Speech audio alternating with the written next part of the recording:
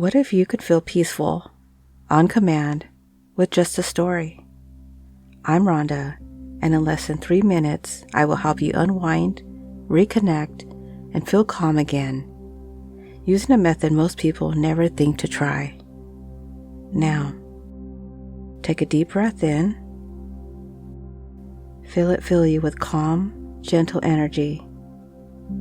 And as you exhale, allow your body to soften, your thoughts to slow, and your mind to open like a peaceful sky. Now, let your mind relax and listen. The room with no door. In the center of a vast, forgotten forest, there stood a house that no one built. It had no foundation, no path leading to it, just walls, a window, and a single room inside. The villagers called it the room with no door, because no matter how closely you looked, you could never find a way in or out. People spoke of it in hushed tones. Some said it was cursed, others said it was haunted, but most simply forgot it was even there. Except for a woman named Dawn. Dawn had heard about the room from her grandmother, who told her that the room wasn't a place at all, but a belief. A belief so old, so quietly passed down, that it eventually became a structure, a shape that thoughts got stuck in. You don't find it, her grandmother whispered once. You remember it. Dawn had always felt like there was something in her that couldn't quite move forward. It wasn't fear exactly. It wasn't sadness. It was something hidden. A rule. A silent rule she hadn't agreed to, but obeyed anyways. You don't get to shine too brightly. You mustn't speak until it's safe. You need to earn love. You are too much or not enough. She didn't know where they came from, only that they lived in her body like old furniture, so familiar that she forgot they didn't belong. And so, one mist morning, Dawn followed a quiet tug in her chest and found herself standing in front of the house. There were no doors, no hinges, just a smooth wall of stone and silence. But as she pressed her hand against it, something strange happened. The wall gave way. Inside, the room was nothing like she expected. It was beautiful. Soft light flittered through the window, casting golden ribbons across the floor. There were cushions and shelves, books with titles that shifted when she blinked. One read, "You Can't Be Trusted." Another, "Good Things Aren't Meant for You." And in the center of the room was a mirror. Not the kind that showed her face, but the kind that showed her stories. She stepped closer, and in the mirror she saw herself as a child, clenching her drawings, excited to show someone. But the grown-up in the memory was busy, dismissive, unaware of how easily a single sigh can shape a lifetime. Another memory surfaced. Dawn was a teenager, speaking her truth too boldly and watching the room go cold. She learned quickly. Don't take up space. Don't be too real. Each reflection in the mirror was a thread, and she began to see the tapestry. How one moment became a role, how one wound became a wall, how one belief repeated long enough became a truth, but only in the mind that carries it. Dawn sat in the center of the room, and for the first time, she spoke out loud. I am allowed to let this go. The room didn't shake, the walls didn't crumble, but the books on the shelves began to rewrite themselves. You can't be trusted became, you can learn to trust yourself. You're too much became you're more than enough. And the mirror? It shimmered, and then showed only her reflection, present, alive, whole. No past, no weight, just breath. When she stood to leave, she expected the wall to trap her.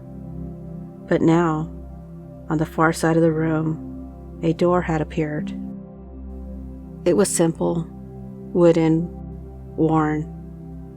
She smiled, because the door had always been there, just hidden by what she believed. She stepped outside into the forest. It smelled of pine and possibility, and the birds, once silent, began to sing.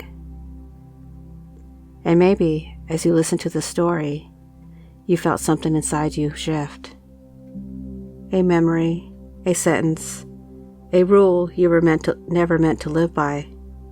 And maybe now you're beginning to realize what was once a wall may simply have been a thought, and what you believe is not who you are. You don't need to force the door open. You only need to see it, because the moment you realize you're allowed to leave that old room, you already have. Hypnotic Induction, Unlocking the Room Within. Let your body begin to settle, like a stone resting at the bottom of a clear, still pond. There is nothing you need to do right now. No effort to make. Just allow your awareness to soften, as if the edges of you are becoming mist. As you breathe in, imagine that breath gathering up all the tightness, all the noise. And as you breathe out, feel it melt away, like fog lifting from a forgotten landscape. That's it. Allowing the breath to become like a gentle tide. In and out, washing over you, revealing quiet places inside that have been waiting to be seen. Now, picture yourself standing in front of a room you've seen before, not with your eyes, but with something deeper. A room that once felt sealed off, as if the way in had been hidden by old stories, old rules, old beliefs. And maybe those beliefs had voices. You're not enough. You must be perfect to be loved. Good things are for others. You can't trust yourself. But here, in this quiet moment, you feel a presence awaken within you. A deeper knowing that says, those were never yours.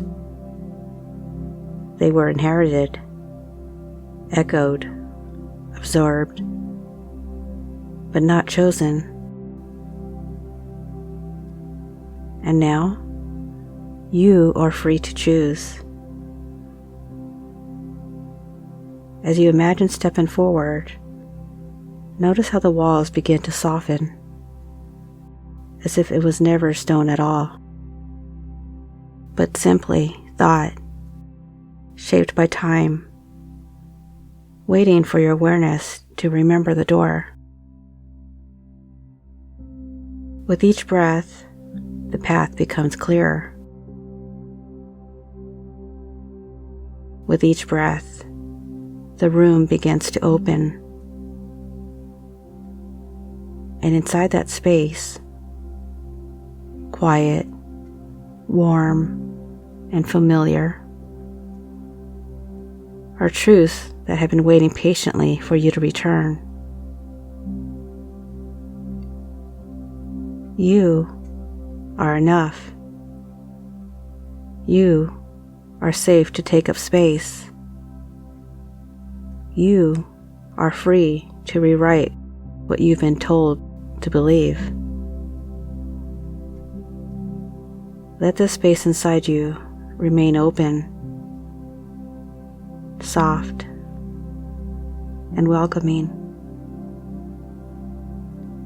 Because the more you visit it, the more the walls dissolve, and the more you choose your truth, and the more the old ones fade.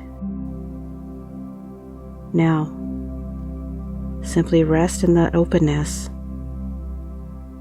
and when you're ready, the story will begin. The key meanings of the story. Number 1, limiting beliefs as invisible architecture. The room wasn't a place at all, but a belief.